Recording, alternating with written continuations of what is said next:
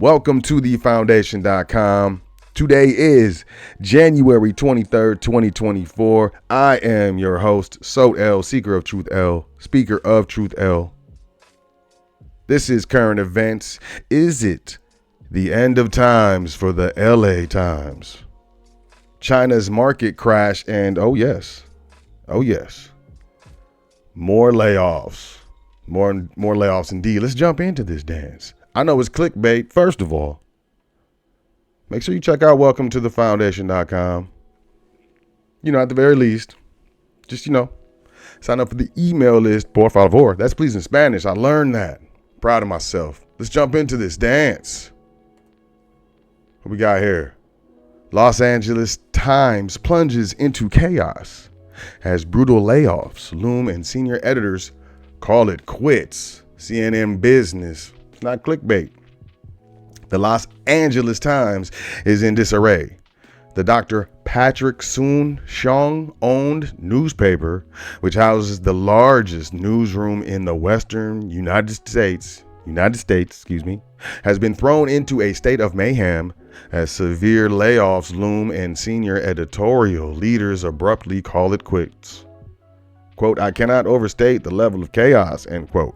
One staffer who requested anonymity because they were not authorized to speak publicly, candidly, told me on Monday. I don't know if this writer's trying to rhyme. I don't know. They should spit some bars to say that it has been a rocky start to the new year for the venerable news outlet would be an understatement. Earlier this month, Kevin Merida suddenly announced that he was departing his post as executive editor after less than 3 years on the job, man. Then news of forthcoming mass layoffs ensued, prompting the employees union to stage a historic one-day walkout on Friday.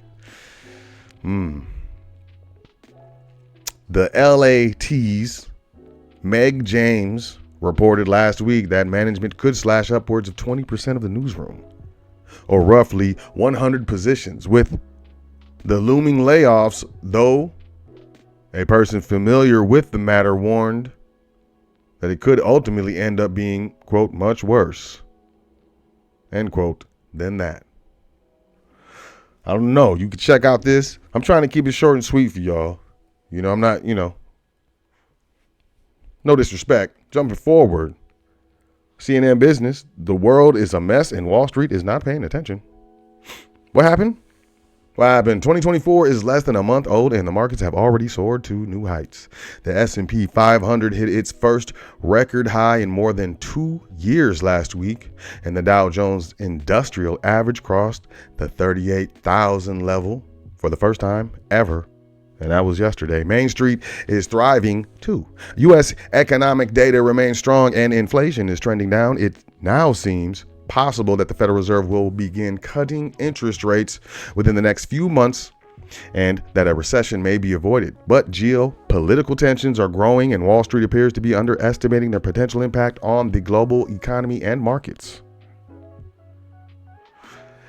Now, shipping is avoiding both the Red Sea and the Suez Canal as Iranian-backed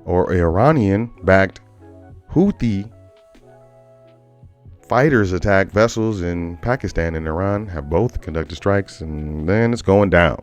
It's all bad. Together, these troubles could create what BlackRock analysts call a megaforce or a structural shift in the economy, y'all. Quote, these developments have accelerated global fragmentation and the emergence of competing geopolitical and economic blocs, end quote. Analysts at the world's largest asset manager wrote in a note to clients yesterday. The openness of countries to trade with each other has stalled, they said, as countries retrench from the global marketplace, citing national security concerns. Less trade could mean lower supplies to meet demand, and that could be bad news for the inflation around the world. And, what they're talking about is this block, this geopolitical economic block. Now they're talking about the BRICS. And this isn't good. Shipping prices are increasing. which in my opinion, and who am I, man? I don't give legal advice. I'm not an attorney, lawyer. I'm not a financier. I'm not anything, man. I'm this guy. I don't even walk dogs, man. I don't even walk a dog. I don't even have a dog. So how could I walk it? You know what I mean? So who am I? Hands down. But inflation is tricky right now. Really tricky. People are recognizing it. It's a mainstream topic. Everybody understand what's going on. They're going to the grocery store, the gas pump, all these things. These dances are becoming more expensive. The tickets to get into the dance, the gas dance, the grocery dance, the ticket is more expensive. So now with these potentials, I don't know. This is not looking good. It's not looking good. And y'all see down here, look, check this out, $7 fries. I'm not even going to talk about that. We're not even going to talk about that. Business Insider. Bank credit is shrinking for the first time since the Great Recession, and that's a red flag for the economy. Bank credit is seeing a sustained contraction for the first time since the Great Recession. This is according to Fed data.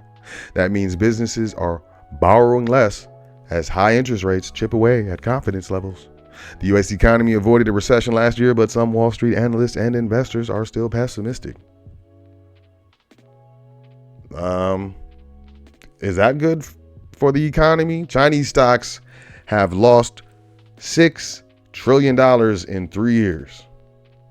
They're talking about this crash of the stock market. I don't know, monetary policy, a nation's monetary policy and how it breaks down.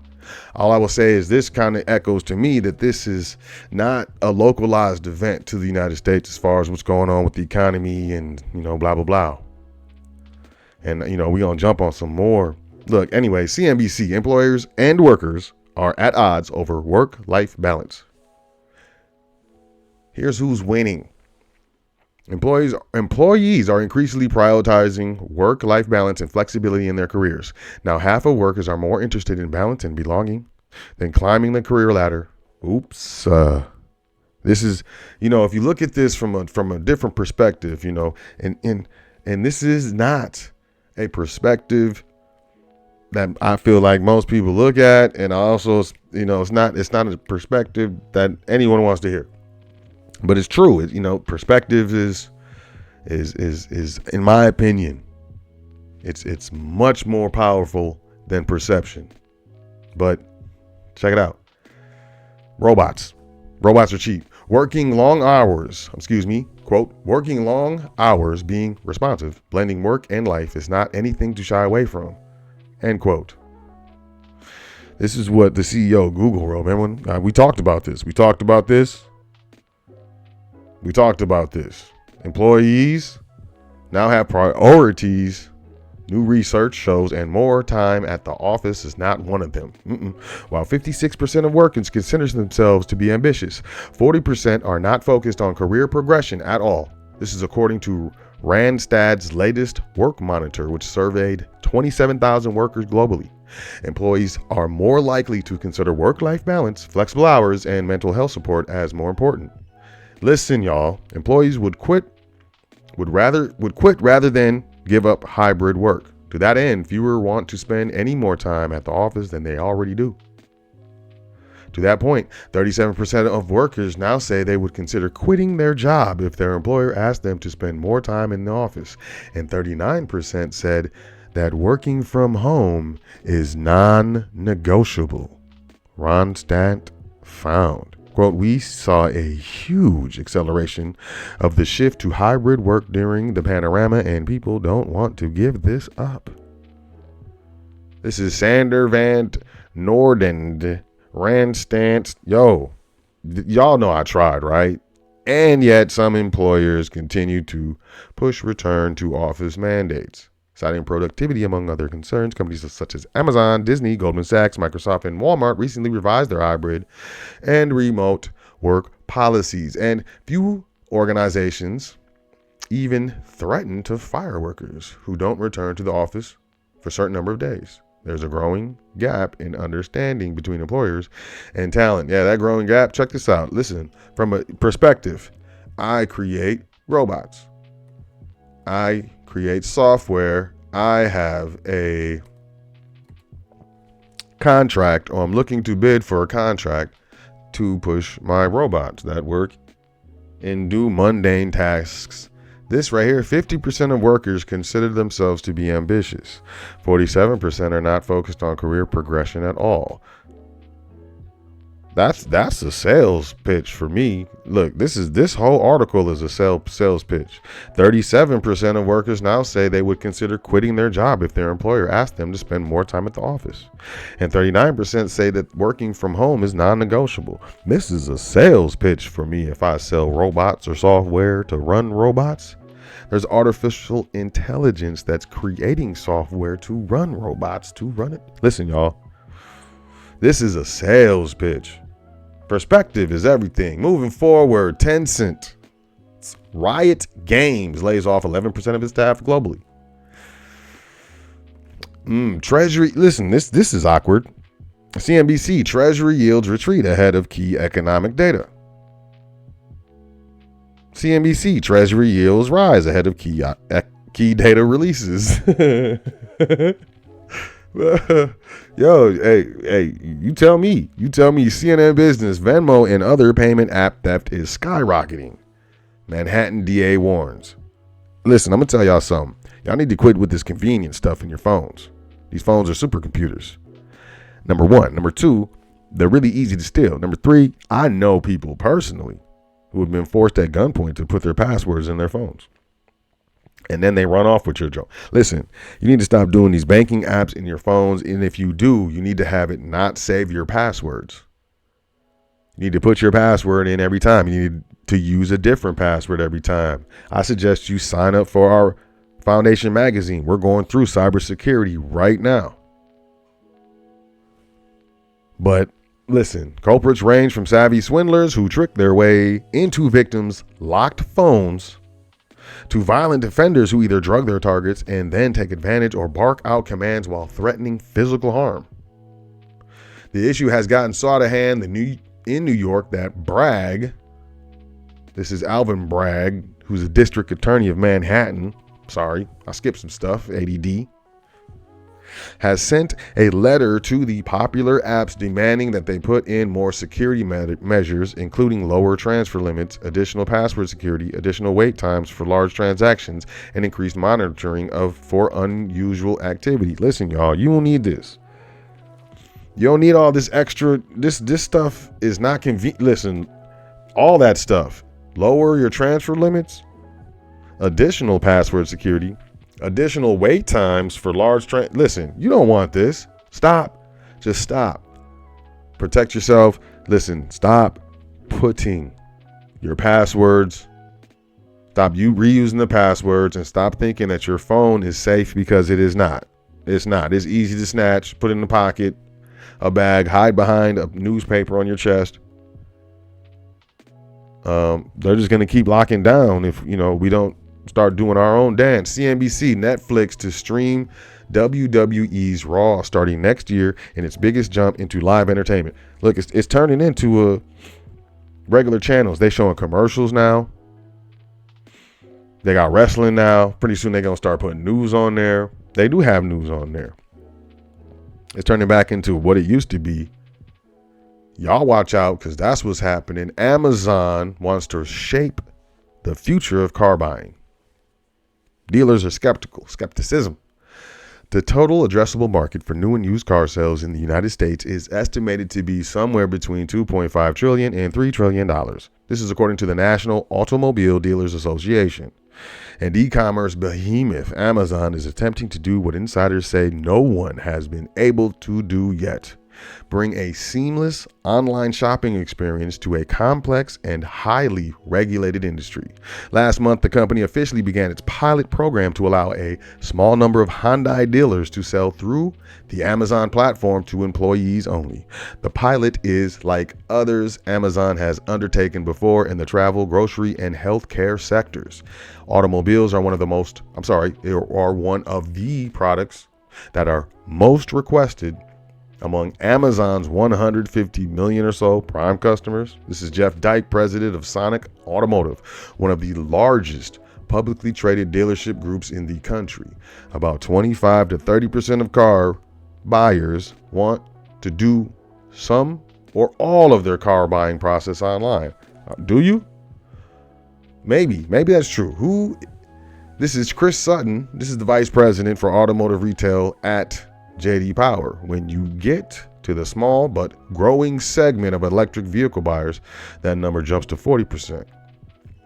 And most of the new car market made up of franchise dealers protected by tough state vehicle sales laws hasn't been able to mimic the click and buy purchase process consumers are increasingly able to get everywhere else. So far, Amazon's program is small, but dealers are watching. Some are skeptical that Amazon will be able to overcome the challenges that have stymied other companies. Dyke said concerns that the program will threaten the future of franchise dealerships are preposterous. They're preposterous, though understandable. They're preposterous. I understand what you mean. Quote, Amazon, I think, brings a level of sophistication, a level of technology, and a level of strength in terms of headcount that they've got working on this project. That's unlike anything that I've seen, he said. Oh, I'm surprised he didn't use the word innovation. Because, innovation, you hear the word innovation at your job, just, pack it up. Start, hey, work on your resume. Bitcoin, CNBC breaks below 39,000, bringing decline from ETF highs to more than 20%. So once they put the ETF out, as soon as the ETF went live, Bitcoin started losing its value. I'm telling you, this is how they do a dance on the value of commodities, real or digital, And listen, that's all I'm saying, man, because, they ain't banging me. Look, Meta CEO Mark Zuckerberg pledges to build out artificial general intelligence. You understand what that means? Meta is getting more serious about securing its place in the growing AI arms race. CEO Mark Zuckerberg announced last week that Meta plans to build its own artificial general intelligence known as AGI, which is an artificial intelligence that meets or surpasses human intelligence in almost all areas.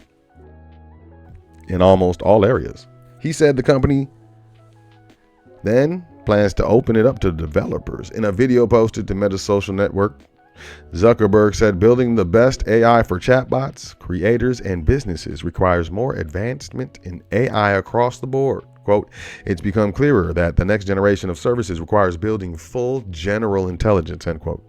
Quote, our long-term vision is to build general intelligence, open source it responsibly, and make it widely available so everyone can benefit, end quote. Everyone. That includes everyone. So when they say everyone, they mean the owners and the users. And how are the owners benefited? And how are the users used? These things to think about. I'm not trying to get you spooked out. I'm just trying to keep you aware. We do a dance every Wednesday, 8 p.m. Eastern, 7 p.m. Central, 5 p.m. Pacific. It's called The Foundation. Every episode is a dance. We'd love to have you there. More information in the description. Make sure you check out welcometothefoundation.com. Look it. I like it. I think it's pretty cool. Please, at the very least, jump into the email list. It's going to take you to the page that says you're almost there. You got to do this. You don't have to do nothing. It's that's old. That's old news. We in the new news. And the new news is just ignore that. But don't ignore hitting me up to get your private invite to our private side that we're calling it of welcometothefoundation.com. Access to courses, free materials, free courses, free documents. It's your own little area. You be chilling. You can do a lot. You might like it. If you don't, it's cool. If you would like to check it out, admin at welcometothefoundation.com, and we can do that dance. Also, as I said, we have the Foundation magazine. We're doing cybersecurity right now. It's, cybersecurity and understanding how to do the dance on the World Wide Web and all these Internet of Things, these smart cameras and smart doorbells and smart faucets and smart meters and smart all that. smart cars. You got the smart lamp. This is some new stuff, and we need to, we need to get with the dance. So we're doing our cybersecurity dance. You can sign up for the digital or the print edition right here. Link in the description. And we are doing the program with regards to the Foundation Trustee Training Silver Tier. It's the most affordable trustee training we've ever offered. Pilot. We're just checking it out. So if you're interested, you can email support@welcometothefoundation.com for more information. You can check out the link in the description. And it's a beautiful thing. Appreciate you checking out welcometothefoundation.com. Link in the description for the How to Start Your Business course. $19.99. Do the dance. Start a business. I mean, we're looking to just give y'all what y'all need. And if you ask for it, I'm going to do my best to, provide it. My name is Sot L, Seeker of Truth L, Speaker of Truth L. This has been the current events for January 23rd, 2024. Y'all have a great day. Enjoy yourself. Take care of yourself. Make sure you say 10 things that you're thankful for before you go to sleep tonight and every night. It's very important. And I'll catch y'all next time. Peace.